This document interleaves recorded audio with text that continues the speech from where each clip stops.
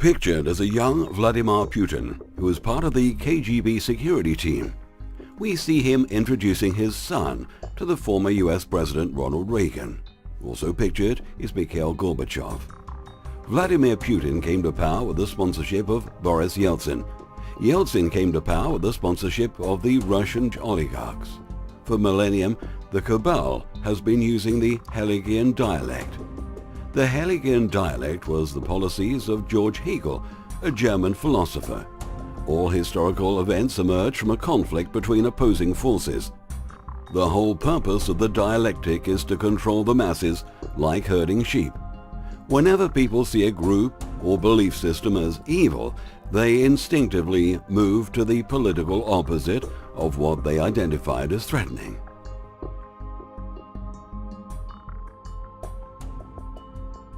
The order has either set up or penetrated just about every significant research, policy and opinion-making organisation in the United States, in addition to the church, business, government and politics. The evolution of America reflecting individual opinion, ideas and decisions at the grassroots is simply not true. On the contrary, says Anthony Sutton, the writer of this book, the broad direction has been created artificially and stimulated by the order. He's a brilliant writer, this guy. Next, please. Here it is. Now what's this one? The order follows the philosophies of George Hegel, a German philosopher. All historical events emerge from a conflict between opposing forces. Excuse me, everybody. You must have a conflict before we get the New World Order. Now he divides the world, this philosopher called Hegel, he says part of the world is thesis, the other half is antithesis, and when you bring them together that is called synthesis. Let's look at South Africa, shall we? Thesis, Nelson Mandela, ANC. Antithesis, Buthelezi, the Zulus. There is no chance of peace between the two groups. Henry Kissinger goes over there. The next thing he brings them together and they have the rainbow nation, the new South Africa. It happens. That is called synthesis. What else? America and Russia. America, thesis, Russia, antithesis. At a certain time in history, they come together and they now have a headquarters running space program together. It used to be they hate each other. They said the axis of evil. They said the evil nation, satanic, and so on. Next thing you see Ronald Reagan next to Gorbachev, and now it's Ronnie and Gorby. Putin's role was to follow Yeltsin's footsteps, as the Hegelian dialect was already played out in bringing the two nations, the US and Russia, together. But something terrible has gone wrong for the cabal and their world takeover. In the beginning, Vladimir Putin was playing a very complex multi-level game, just like a double agent, with some of the most insidious forces on the planet. He even accepted bribes and played the game of corruption until he turned the game against the cabal. Things have certainly changed in Russia. The Western worldwide media started the biggest lie and propaganda campaign against Putin and every country who opposes the New World Order. Keep in mind that currently 80% of US electronic and print media are owned by only 6 large corporations. This development has taken place in the last 2 decades. These corporations are elite-owned. They demonize Putin on a daily basis to the sleeping dead and the gullible. The US is fed up with their nation's corrupt, mendacious, ineffectual leadership that a group of Americans are seeking to join the Russian Federation. The group is collecting signatures for a national referendum on whether to remain a failed state, an economic basket case run by criminal neocons, or to join the Russian Federation under a president with a proven track record of bringing oligarchs to heel, said Bill Blatsky, head of the Join Russia Putin for President Committee. How embarrassing. They printed over 1 million bumper stickers.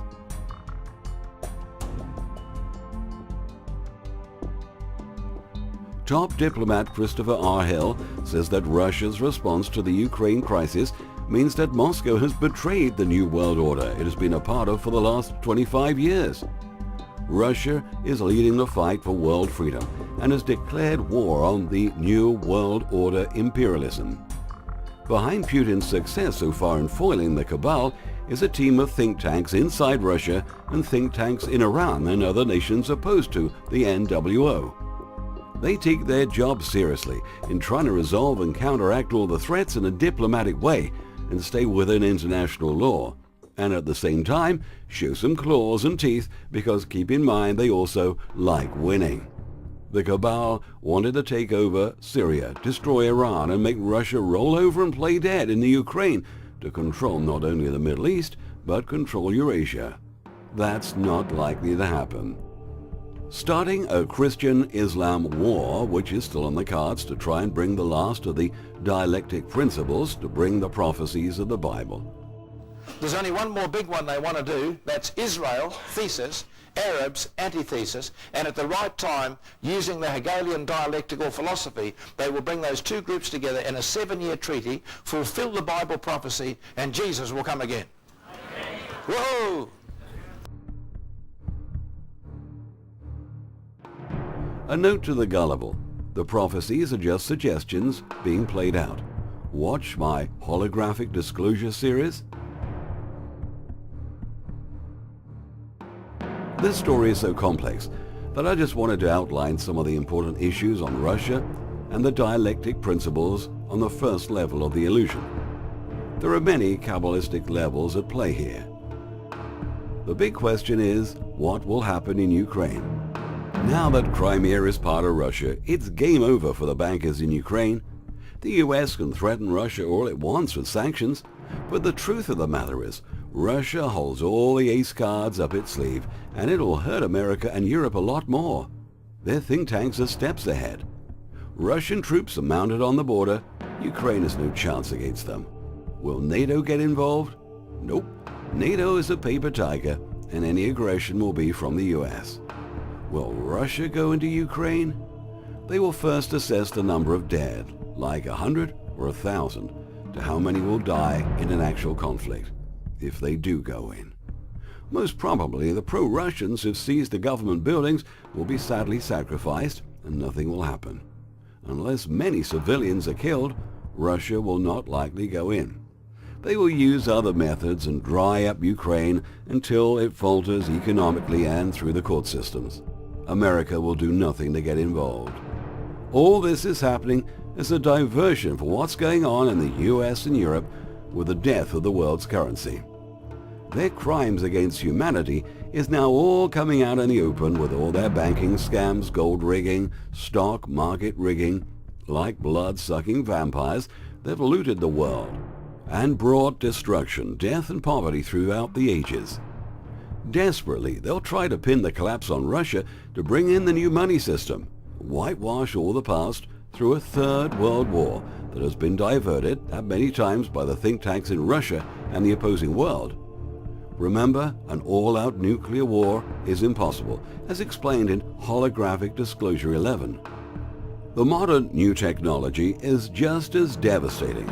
If a world war does start, it would be mutual annihilation, which the world is not prepared to go ahead with. Which is nothing new. In fact, it's lost technology used thousands of years ago.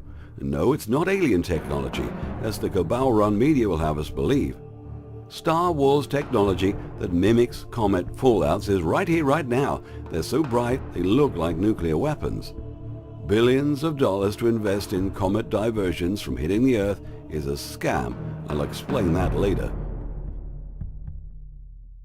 Arab states are tumbling down, not by invading foreign armies like what happened in Iraq a decade ago, but this time by cunningly and remotely triggering all the hot-button spots that will ultimately lead to instability, sectarian violence, and civil war. A quick look at Egypt. Vladimir Putin, aware of the Western conspiracy, fought back with absolute courage and determination. And so did General al-Sisi in Egypt. They both broke the rules as they stood against the US-EU plot to destabilize Russia and Egypt. Al-Sisi, a hero in the eyes of most Egyptians, has already proved that he is a sincere patriot and army commander who won't look the other way when the future of his country and his fellow citizens is jeopardized. Sisi is running for president. When he made the application for presidency, he handed to the government lawyers all his bank accounts and statements to show his financial positions and that he won't be taking any bribes.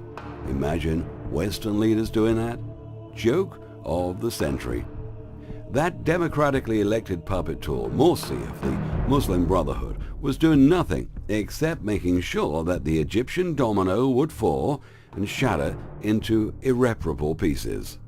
This clueless Morsi, backed by Washington and Tel Aviv, was setting up the stage so that Egypt would join the chaotic circus of the new Middle East. They have failed, but are still causing big problems in Egypt. Russia has signed a lucrative arms deal with Egypt that will deliver the latest technology and weapons. Egypt is armed to the teeth thanks to Washington. They're ranked 5th in the world's largest Egyptian Air Force. With over 1,300 aircraft, 900 attack jets, 350 fighter helicopters, and 50,000 ready personnel, the EAF is a force to be reckoned with. Russia and the Arab countries have pledged billions in aid once the dust settles to turn Egypt back to the top 10 tourist attractions once again and boost their economy. A quick look at Syria. The US backing off Syria is not by accident and was not by chance. The plan was mapped out carefully by all countries involved who got together and worked on a solution to stop another Iraq, Libya and Afghanistan from happening. Vladimir Putin's visit to London in June 2013 and meeting with British Prime Minister Cameron, President Putin passed on a message to the US, Israel and France in response to their recent announcement that they will arm the al-Nusra fighters in Syria. A British intelligence reporter stated that Putin went to London bringing his own Russian-cooked food and did not consume anything from Britain, including water, as he even brought his own water with him, reportedly because he had concerns of being poisoned. The British intelligence site stated that Putin threatened to send other secret Russian-made weapons to Syria, which would tip the balance of power even further in favor of Syria, and reiterated that these weapons will not be used against Israel on condition that Israel will not participate in the war within Syria and neighboring countries. With the Russian Navy back in the Mediterranean and the Israelis threatening to attack their air defense weapons in transit, this gave the Russians no choice but to deploy all of their top-line weapon systems to protect their defensive deployment.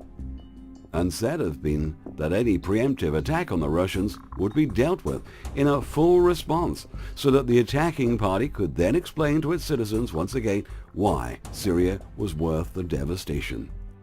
Despite the media coverage, Syria has received the state-of-the-art defense and attack systems. The S-400 system has a range of over 400 miles and is considered more than a decade ahead of the most advanced U.S. counterpart. They're now working on the S-500s.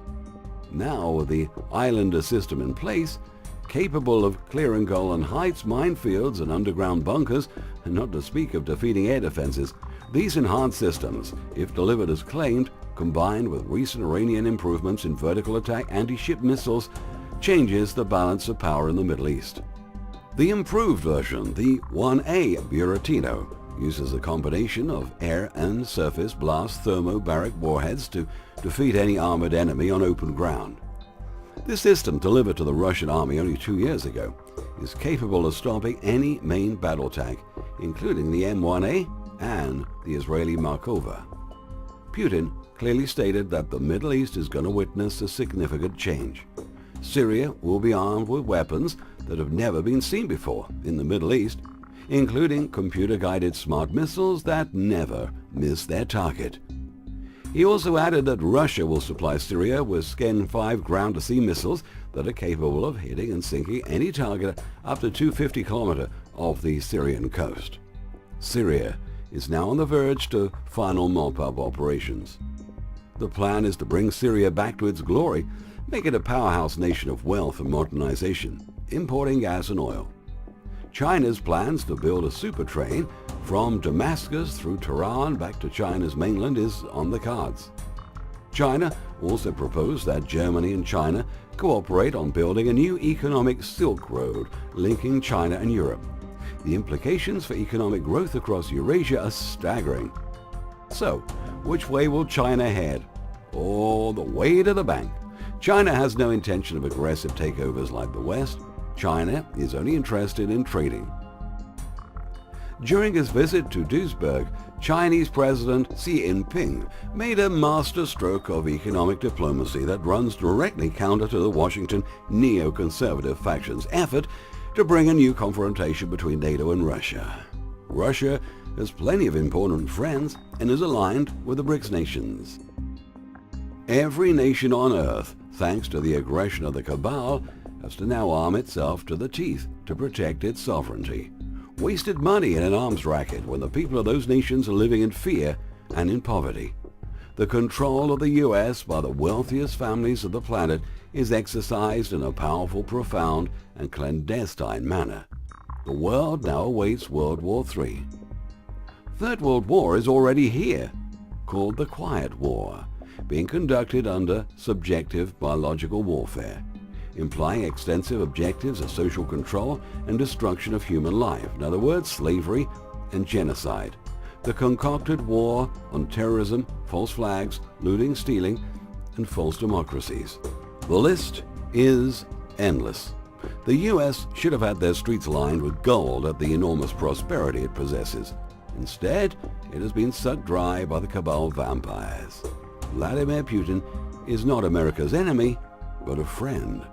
Putin is emerging as a worldwide voice respected throughout Asia, the Middle East, South America, and even in the United States.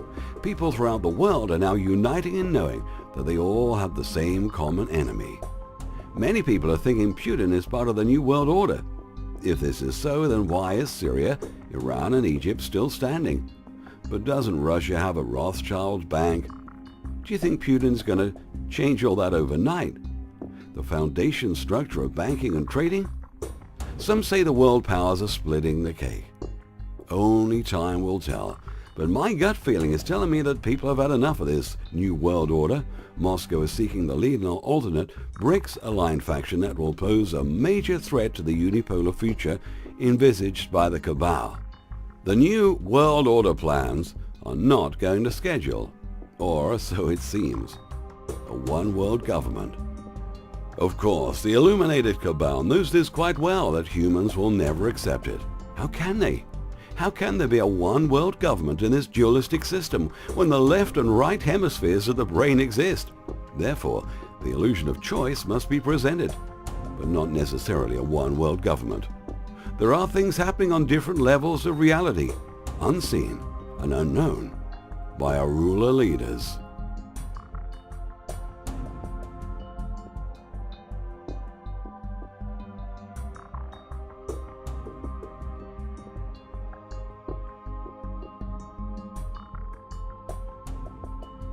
In the 1990s, tens of thousands of Russian troops training in the US and Russian military hardware being shipped in very unusual high quantities. There are also strange marking codes discovered in the back of a lot of signs that indicate a form of mapping directions for NATO foreign troops to get around in the US. Now, when I was in America, I don't often say this, but I might as well say it here tonight.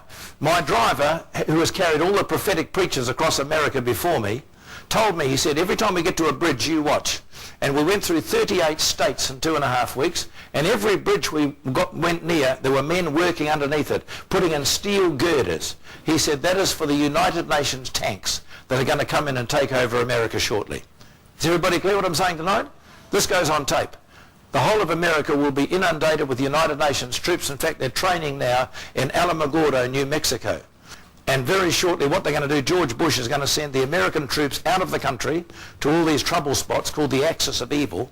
And while he's got his own troops out of the country, the United Nations will take over America and imprison Christians and imprison patriots, because they're going to introduce their one world government. Anybody who is against it will be in prison.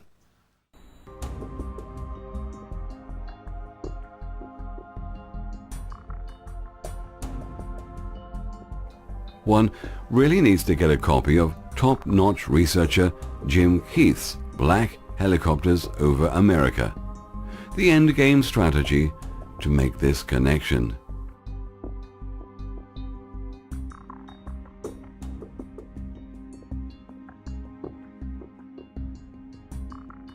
Confrontations boldly draw the battle lines, allowing people to see what's going on but lately they seem to be going full steam ahead, making the moves more and more obvious. If Americans do wake up to the fact that their country is being dismantled piece by piece, and a sudden offensive is mounted against the patriot or populist movements in the US, then the initial strike forces that will come in the force will be the black, unmarked helicopters, which can be equipped with massive firepower that can mop up hotspots of patriotic resistance. Could this also be why Homeland Security bought 1.6 billion rounds of ammo? FEMA will no doubt coordinate this final goal. However, not everything may go to plan and may go either way. So far, they have failed to disarm the American public.